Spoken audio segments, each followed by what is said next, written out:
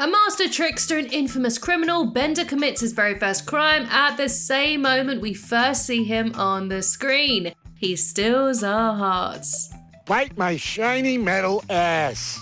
He is a funny, often rude, and undoubtedly an evil, charming piece of metal. Go Bender! Go Bender! Go Bender!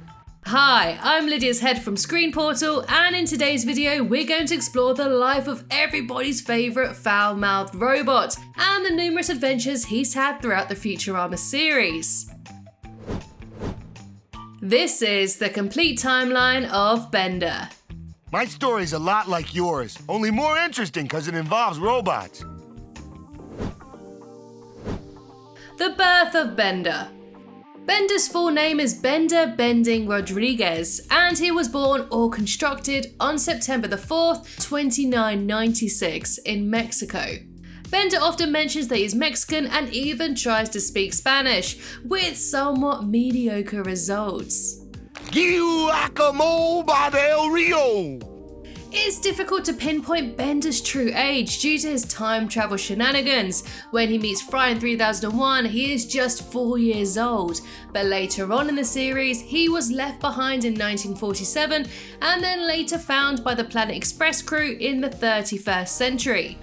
Later, in his adventures with Professor Farnsworth and Fry, they travel to the future to see the end and beginning of multiple universes, adding a couple of dozens of billion years to Bender's passport age. Not to mention the time he went back to live in the Simpsons' basement, but that just complicates things even more, so let's not even get into that right now.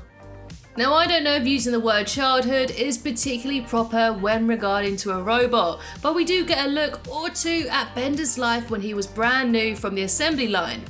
In the episode Bend Less Love, we see his birth for the very first time, and he looks as grown up as he does today. We also see Bender getting a degree in bending at Bending State University, and we learn that he minored in Robo-American Studies. We also see him as a little robot in Teenage Mutant Leela's Hurdles, where he was bathed in a euthanizer and in a sweet flashback in Lethal Inspection. Unlike other robots who can back up data and upload it into their bodies, Bender was built without this ability.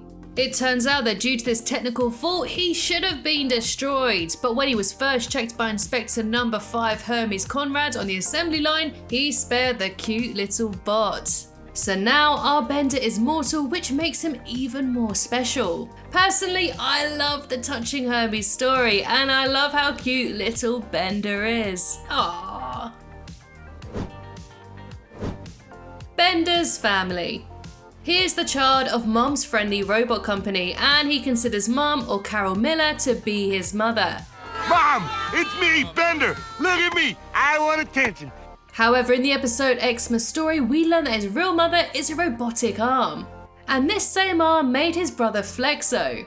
It was a religious fundamentalist and never taught their sons about the birds and the bees, but still, she sent him a loving Christmas card with a very warm message. And presumably, she sent this to him every single year. Aw, that's nice. His father, on the other hand, was killed by a giant can opener. And he did have a cute little son too, but he never visited him until the one day the devil asked him to sacrifice his firstborn.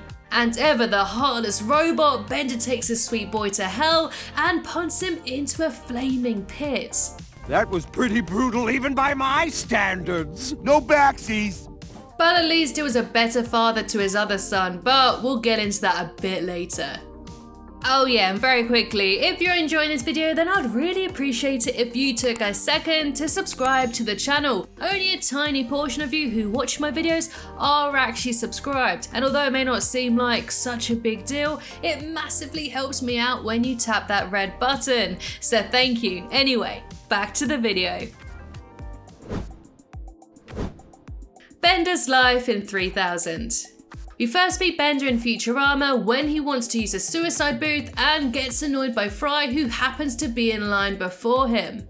Fry and Bender then enter the suicide booth together, and after it fails to kill them both, Bender offers Fry to go for a drink. I didn't have anything else planned for today. Let's go get drunk. At the pub, Bender tells Fry why he left his job. Apparently being a bending robot was a perfect occupation for him, but once he learned that all the girders were for suicide booths, he had to leave because even Bender has his standards about being evil. When Bender decides to try and off himself again, Fry exclaims he's the only friend he has. You really want a robot for a friend? And then the real story starts. Bender joins the Planet Express crew and he, Fry and Leela become an unforgettable trio. Their first trip was to the Lunar Park, where Bender shows us a few aspects of his character, like stealing things and loving robo women. No, Pa, I love him. The other big secret is that Bender dreams of becoming a folk singer, which is shown every time he comes in contact with a magnet. She'll be coming round the mountain when she comes. Even though Bender does seem to be that cool guy that doesn't actually care about anything or anyone, he is actually quite sensitive. We don't have emotions, and sometimes that makes me very sad. When Fry decides to move out of their teeny tiny apartment in the iRoommate, it shakes him to the core and Bender even stops drinking. A very bad choice for a robot whose life counts on the constant consumption of booze. In the summer of 3000, Bender and the crew get the task to make a delivery to the Chapek 9, a planet where only robots live and every human is feared and hated. Bender becomes their dear guest and tells the robots of Chapek 9 that he killed tons of people. Death to humans! Leela and Fry try to rescue Bender, but instead he is the one who rescues them, saving the meatbags from bloodthirsty robots. To celebrate this adventure, Fry and Leela throw him a party to show that they appreciate him. We all know that Bender has many addictions and he embraces them all. In the summer of 3001, he starts overusing electricity to get high, and that was the line he shouldn't have crossed. In the quest for peace and cure, Bender turns to religion and becomes a member of the Temple of Robotology. Not everyone is pleased with the reborn Bender, so Leela and Fry seduce him into booze and lust. But his debauchery ends him a place in robot hell, and as buddies try and rescue him, Buddy saves them by flying out of hell like a lovely angel. After his misfortune with religion, Bender falls in love for the very first time in his life. This tragic love story happens on the transgalactic cruise ship Titanic. Bender meets a beautiful and rich fembot, Countess Della Rocca, and their love story repeats the same story as the actual Titanic film. In the end, the Countess sacrifices herself to save Bender, and he is devastated. In addition, the jewel the fembot left for Bender is actually fake, so all hope is gone for our favourite bending bot. Bender often acts like he's selfish and doesn't get people's emotions, so to make him more humanish, Professor Farnsworth in I Second That Emotion equips him with a special empathy chip. This chip forces Bender to feel Leela's emotions and help him to understand her. With the chip, Bender learns how Leela loves Nibbler and all the grief she feels because of its disappearance.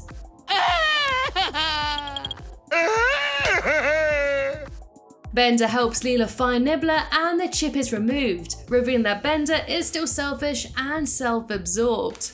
However, the later episodes will show that he can actually care about the people he loves, more or less. Bender in 3001. The year 3001 starts for Bender on a powerful note. In March, he accidentally joins the Ultimate Robot Fighting League and becomes a professional wrestler. He is unstoppable and invincible in the ring until he finds out that everything is rigged and the most popular robot always wins. I just won because I'm popular? Bingo. Woohoo! I'm popular! When Bender loses his popularity, he leaves the sport, but not without a fight. The next shenanigans Bender puts himself into that year was in the Robot Mafia. He becomes a gang member and his boss forces him to steal precious Zubin cigars from Planet Express. As usual, Bender fools everyone around. The Mafia gets cigars and the crew is alive with no consequences for him whatsoever. But sometimes Bender doesn't actually want to be a part of evil doings. In the episode Mother's Day, he joins a rebellion to make Mom a supreme overlord of Earth. Mom purposefully created her robots to be her eternal slave, and that's why Bender has no choice and joins this madness. His friends eventually help all the robots, and Bender gets back to work because his couch missed him a lot. Closer to the end of 3001, Bender and Fry briefly join the army to get the 5% military discount, with the intention to leave the army immediately after they get a gun. But there's no such thing as an easy way in Futurama. In just a second after Fry and Bender had joined the army, war with Spheron 1 was declared. Bender becomes a war hero after he throws himself onto a bomb. Zab Brannigan later puts a bomb into his body to kill everybody on Spheron 1, once Bender will say the word ass. This plan fails and Professor Farnsworth reprograms the bomb with the word Bender never uses. Words I never say. Oh, I know. Thanks! After his heroic affairs, Bender learns that his uncle Vladimir has died and left him a castle. Happy Bender and the gang go to see his new domain, but soon finds out that ghosts haunt the castle. If that wasn't enough, he is ran over by a mysterious car and ends up transforming into a werecar. He is told that because of the curse, he will soon feel compelled to murder his best friend, aka Fry. The curse is eventually broken when the original werecar falls into a furnace. Despite almost dying, Fry is very happy to learn that he is Bender's best friend. You didn't hurt me at all, but I know you wanted to, and that's what matters. On Christmas 3001, Bender almost gets executed for being mistaken for Robot Santa, a killing robot who's all about slaughter on Christmas. Fortunately, Santa himself saves Bender and they continue Christmas violence together. Merry Christmas, everyone. The year is 3002. In his third year of being a crew member on Planet Express, Bender meets his two new loves. When Bender's friends find out that he is sleep bending, he decides to go to a place where he can embrace his bending origins. At the Covetti Bros bending plant, he meets an attractive fembot, Angeline, the ex-wife of his not-so-evil twin Flexo. He starts dating her, but Bender feels that Angeline and Flexo are still a thing. Therefore, he stalks his loved one and it pushes Angeline back into Flexo's arms. Crushed by this betrayal, Bender finds comfort in the cold arms of Planet Express ship, and he dates her for a short while before breaking her heart. True peace comes to Bender's soul when he takes some orphans from Leela's orphanage for child support only, but those kiddos melted his metal cold heart. In late spring, Bender gets caught in a can opener, the very same thing that killed his dad, and he's now paralysed. Although unable to move, he is fitted with tiny arms on his neck so he can drum his torn scratches like an instrument. He meets musician Beck, who invites him to jam on the road. His music is an absolute hit, and he finally realises his dream of becoming a world-famous folk singer. And he creates a concert to raise money for broken robots. Maybe he's not so bad after all. After recovering from paralysis, Bender fears no one will remember him when he's gone. When he discovers a planet in need of a new pharaoh, he realizes that it's his chance to leave a legacy. Long live Pharaoh Bender!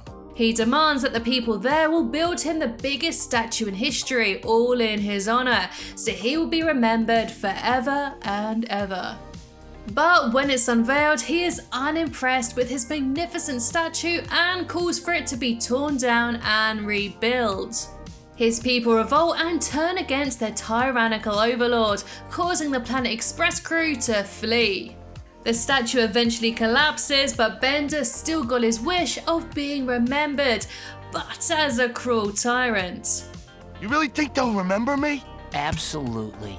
Bender gets another taste for power in the very next episode when he becomes a god. When he is accidentally blasted into space, he fears he'll be floating around for all of eternity. But when an asteroid crashes into Bender, a civilization of tiny people grows on him and worships him as a god.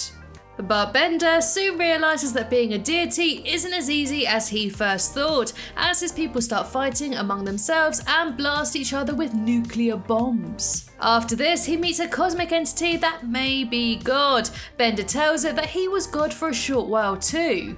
Yes, I saw. You were doing well until everyone died.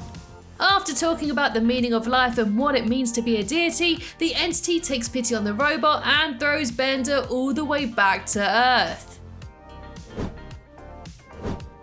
3003 to 3004. Bender is now an established member of the crew, and he is now more of a part of the adventure rather than the cause. He becomes a terrible role model for children when he is cast to star in All My Circuits alongside Calculon and other robot stars. His terrible influence makes kids steal from everyone, even from Bender himself, and after all that, our lovely evil robot decides that he should not be on TV after all. But the story between Calculon and Bender doesn't finish here. Calculon and Bender, who is now going by Corlett from Robania, meet again at a talk show. Their romance sparks immediately and they go on several dates together. And soon the Calculon pops the question to Corlett. At first, Bender only agrees so he can make some money, but his new soft fembot's heart doesn't let him do such a cruel thing. So he stages his death to help Calculon move on from her, or him. Even when Bender gets transformed back to himself, he still harbours a little flame for the robotic actor. Good night, Calculon. Bender in the movies. As we all know, Futurama was cancelled in 2004, but was thankfully revived in 2007 with 4 movies. And Bender plays a huge role in all of them. After all, 2 of the 4 were named after him. In the first movie, the alien nudist scammers Nuda, who took over Planet Express, poisoned Bender with the Bay virus. They force him to go back in time and kill Fry, Okay, Fry, come to Papa. which he thinks that he does after a long 12 years of search, but he actually turns Fry into Lars Fillmore. He later joins the war Humanity vs. Nuda and wins it by fooling the scammers. He then tries to go back in time and fix everything he has done wrong, but instead he tears apart the universe. Well, we're boned. In the second movie, a creature named Evo comes out of the anomaly and dates everyone on Earth, and takes them all to live on himself.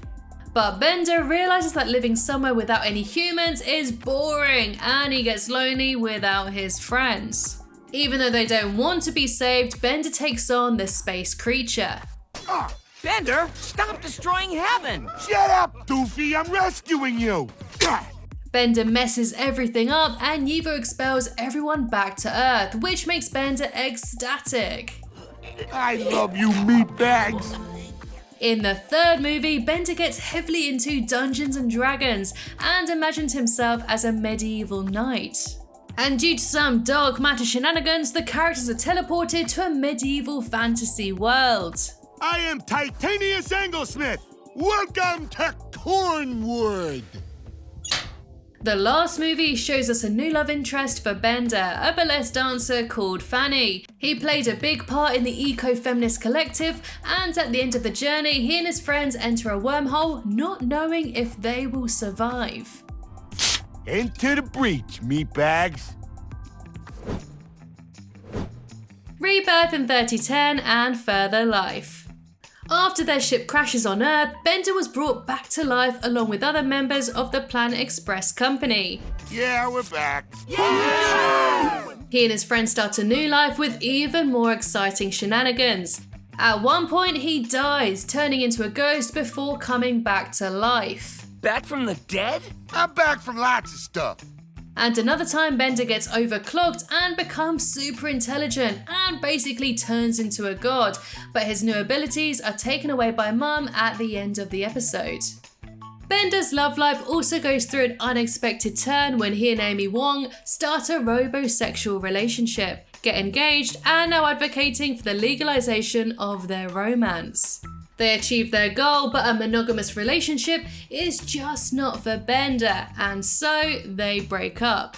Later on, Bender learns of his mortality and inability to self-replicate, and therefore seeks the answer to it, just to find out how Hermes approved his existence.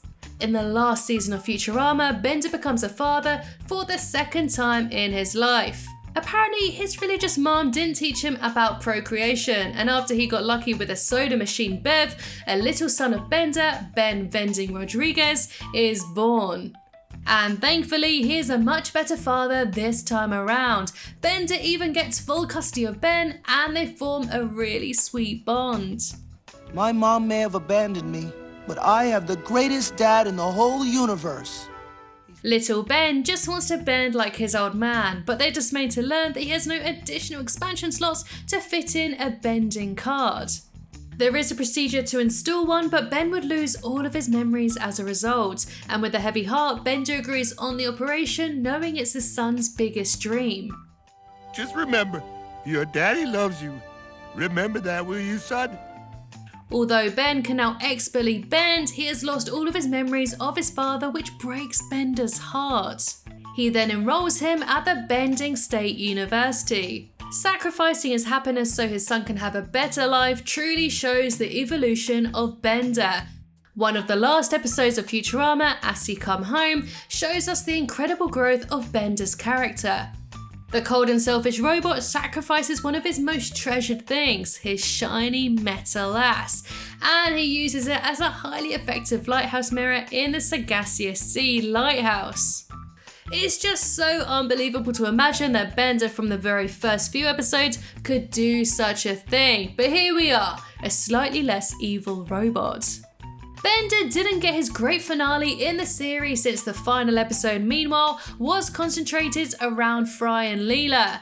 He just shows how much he loves Fry when he helps him to steal dozens of diamonds to propose to Leela, and after that he saves his best friend from falling off the Vampire State Building.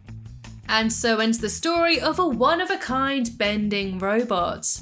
And there you have it, guys, that ends the complete timeline of Bender. I really hope you like this video and let me know whose timeline you'd like me to look at next. Also, please don't forget to subscribe to this channel so you don't miss out on any future videos. Thank you, take care, see you later, goodbye.